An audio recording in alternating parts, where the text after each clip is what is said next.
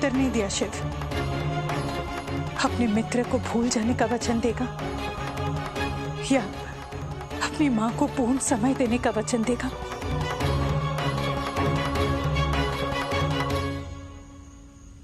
माँ, आप सर्वथा सत्य कह रही हैं। आपकी पीड़ा, आपकी भावनाओं का आहत होना भी असत्य नहीं है। मैं स्वीकार करता हूँ, मैंने अपने मित्र के संकटों का निदान करने के प्रयास में अपनी माँ को अकेला छोड़ दिया था। आज पूर्णतः उनकी कुशलता के समाचार को सुनने के बाद मैं उन्हें भूलने की पूरी चेष्टा करूंगा और प्रयत्न करूंगा कि मैं अपने माँ के मापदंडों पर खरा उतरूं।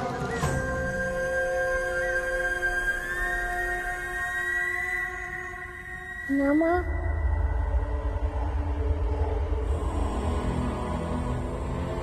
मामा। पुत्री, पुत्री,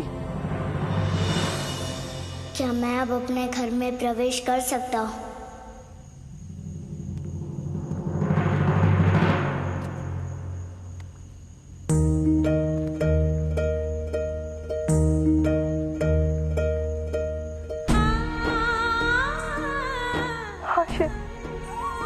ये घर, इस घर का प्रत्येक स्थान हम सब तेरी प्रतीक्षा कर रहे थे। ये घर तेरे बिना मुझे काटने को दौड़ता है शिव।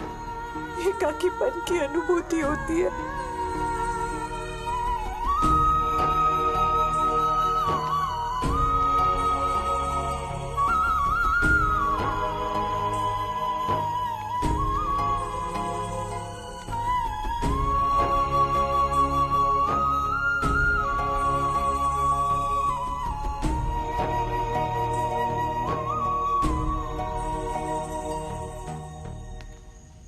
मेरे तो खाने का स्वाद ही चला गया था मित्र शिव।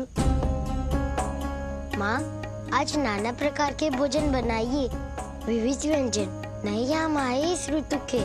आज मैं पेट भर खाऊंगा।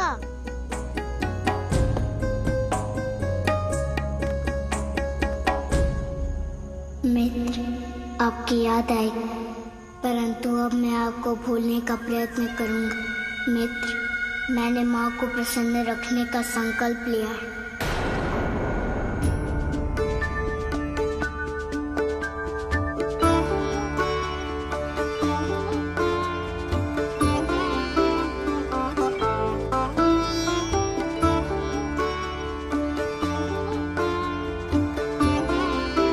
इनकी स्मृति तो सुषुप्त अवस्था में है ऋषि कात्यायन, और इनकी शक्तियां भी निष्क्रिय हैं।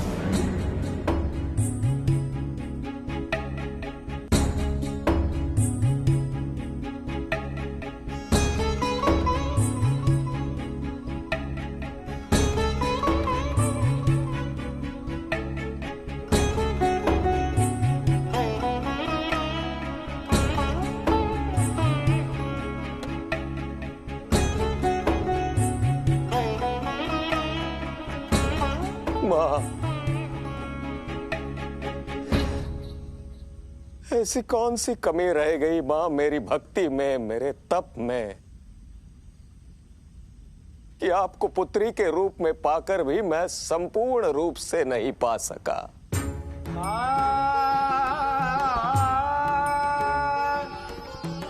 एक सन्यासी होते हुए भी मैं सदा से एक ही स्वप्न देखता आ रहा था कि मेरे आश्रम के आंगन में आपकी हंसी, आपकी किलकारी गूंजे, ताकि मेरे पितृधर्म की अभिलाषा पूर्ण हो सके। परंतु देकर भी न देने के समान ये कौन सा खेल है नियति का, मेरी समझ में नहीं आ रहा है मां।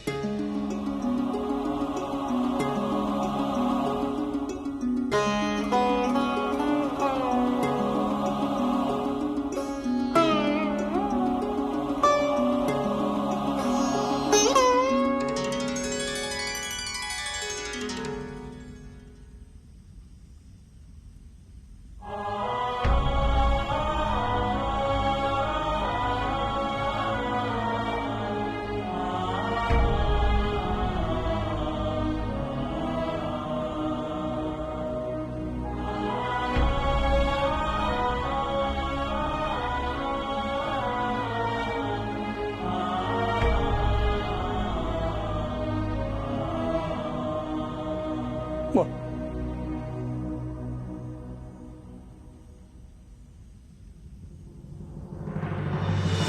मैं जानता हूं मां, आप मेरी व्यथा को, मेरी भावनाओं को भली भांति समझती हैं।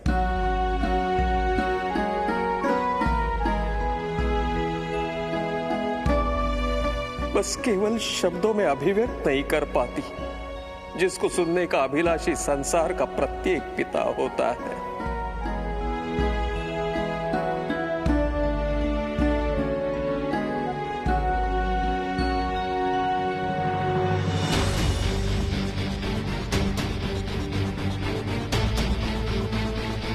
मुझे आपके साथ आना है।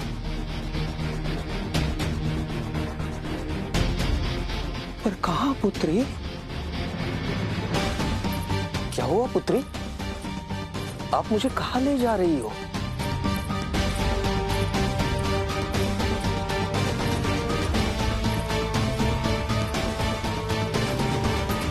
पुत्री कहाँ ले जा रही हो हमें?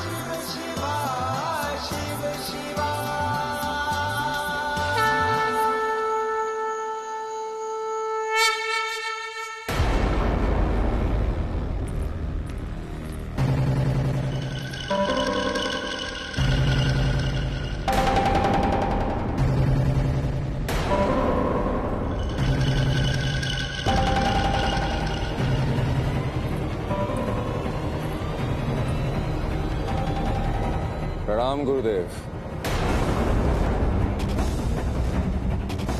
अब मेरे किस शत्रु का भेदिया बन के आए हैं आप? मैं समझ रहा हूं तारकासुर, तुम किसे इंगित कर रहे हो, किंतु मूर्ख, जिसे तुम अपना शत्रु समझ रहे हो वो तो ईश्वर हैं, जगत पिता और जगत माता हैं।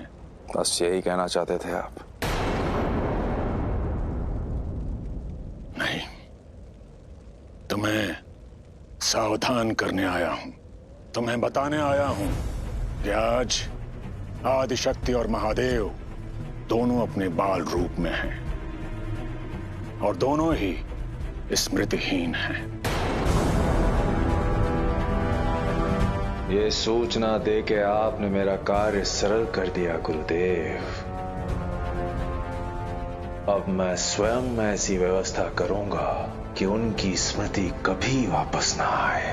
तारकासुर, तुम्हारे मस्तिष्क में जो तरंगें उठ रही हैं ना, उसे अच्छी तरह से पढ़ सकता हूं मैं। जिसे सूचना समझकर तुम हर्षित हो रहे हो, वो सूचना नहीं, परामर्श है मेरा। निराधार स्वप्न मत देखो।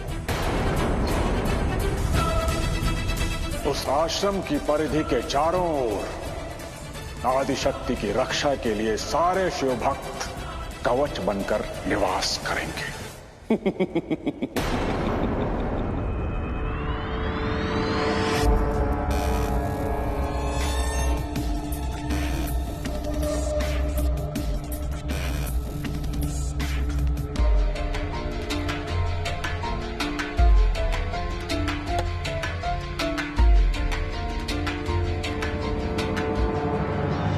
आदिशक्ति की रक्षा का तो हल बता दिया गुरुदेव आपने,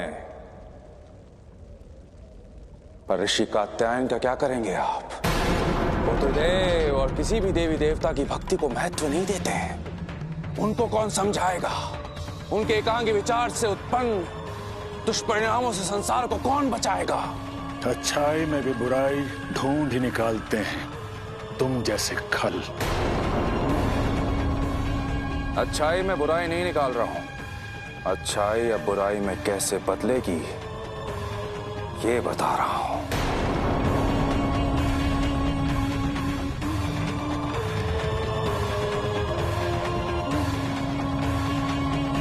गुरुदेव, मेरी बात गांठ बांध लीजिए। ऋषि कात्यायन के कारण अब असुरों और देवताओं में युद्ध नहीं होगा, बल्कि देवी देवताओं के भक्तों के बीच युद्ध होगा। क्योंकि जितनी भक्ति ऋषि कात्यायन में है, उतनी ही शक्ति उसकी देवी सेना में भी है।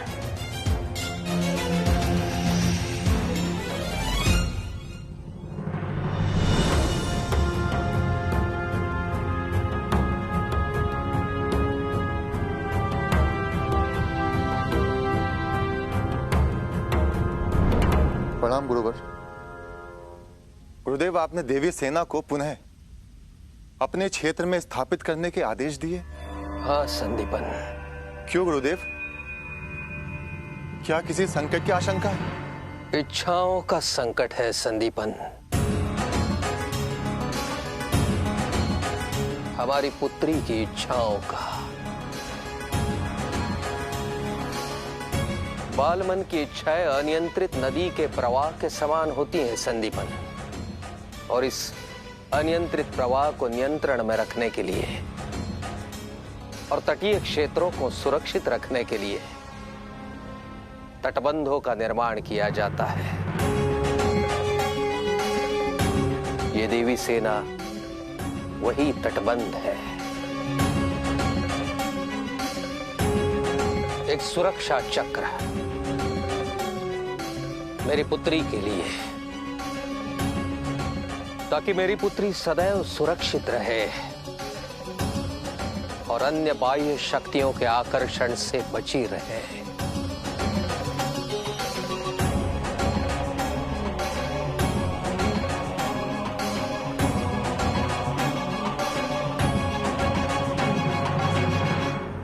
अचानक ऐसा निर्णय लेने का क्या कारण है गुरुदेव?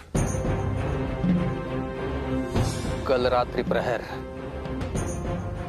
निद्रा से जागकर पुत्री कात्यायनी यहाँ आई थी, इस परकोटे पर, और उसने उस शैव पहाड़ी की ओर इंगित किया। वो शैव पहाड़ी तो हमारी वर्जनाओं की सीमा में आती है गुरुदेव। कल रात्रि की घटना से यही तो भय है संदीपन, और एक पिता होने के नाते मैं अपनी पुत्री की इच्छाओं पर कोई प्रतिबंध नहीं लगाना चाहता। यदि पुत्री कात्यायनी कल उस शैव पहाड़ी पर जाने का हठ करती है, तो हमें राक्षस क्षेत्र पार कर उस शिवलिंग तक पहुंचना होगा, और यह दोनों क्षेत्र हम देवी उपासकों के लिए वर्जित हैं। इसलिए हमने ये निश्चय किया है कि हम अपनी पुत्री को सदा देवी सेना की निगरानी में रखेंगे, उसके उस आकर्षण को खंडित करेंगे, ताकि वो समय से पहले अपने पार्वती रूप से परिचित ना हो। और इसके लिए यह सुनिश्चित करना होगा कि पुत्री कात्यायनी किसी भी स्थिति में इस आश्रम की सीमाओं से बाहर ना जाए। और यह कार्य तुम करोगे संदीपन। जो आगे गुरुदेव। और हाँ, कभी भी हमारी पुत्री को ऐसा नहीं लगना चाहिए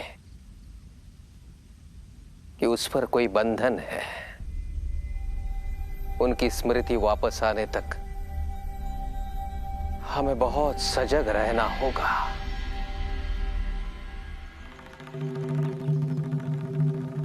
मित्र शिव, कितनी अच्छी सुगंध है इस ऋतु फल की। इस ऋतु काल में ध्यान लगाने से अच्छा तुम इन मीठे आमों का स्वाद लो, क्योंकि ध्यान लगाने के क्रम में तो मित्र का ध्यान आ रहा होगा। तुम्हारे आम वो रहे मित्र, ले लो। हाँ, यदि तुम्हें खाने की इच्छा नहीं हो तो कोई दबाव नहीं है, मैं खा लूंगा तुम्हारे हिस्से का।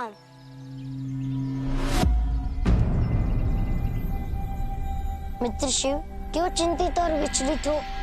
मैं अपने मित्र के इस बाल रूप को देखना चाहता हूँ मूल। वो कैसी दिखती होंगी? क्या मैं उन्हें याद होऊंगा? क्या वो भी मेरी तरह दुखी होंगी?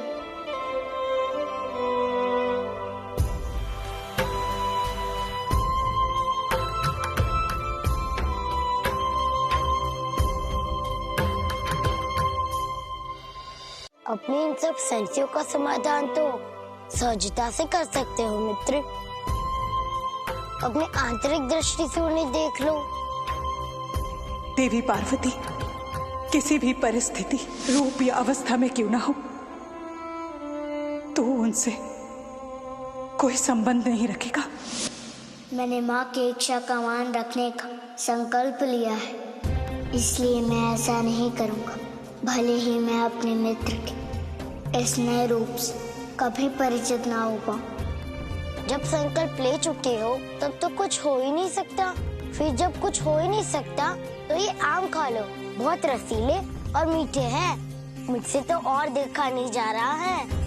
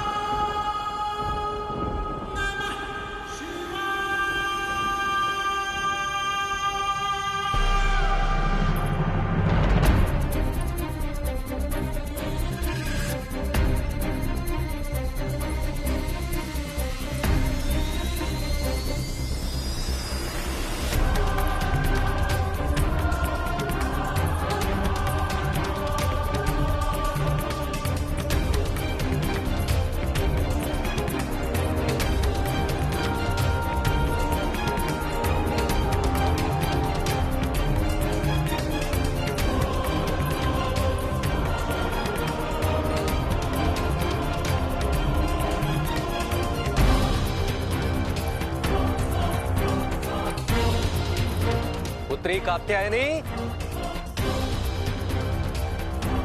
कात्यायनी, पुत्री कहाँ हो?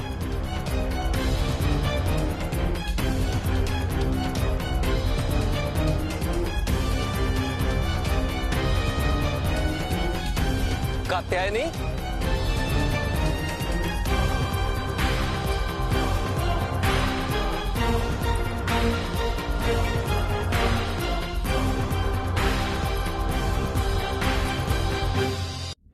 पुत्री कात्यायनी, मां कहाँ हो?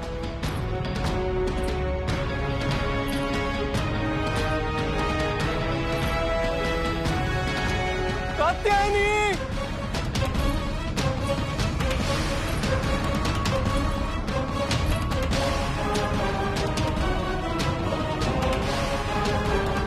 संदीपन, संदीपन।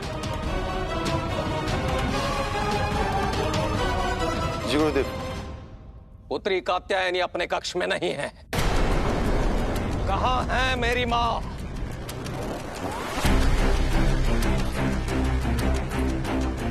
उनकी रक्षा में तुम सबके होते हुए वो यहाँ से अकेली कैसे, कहाँ चली गई?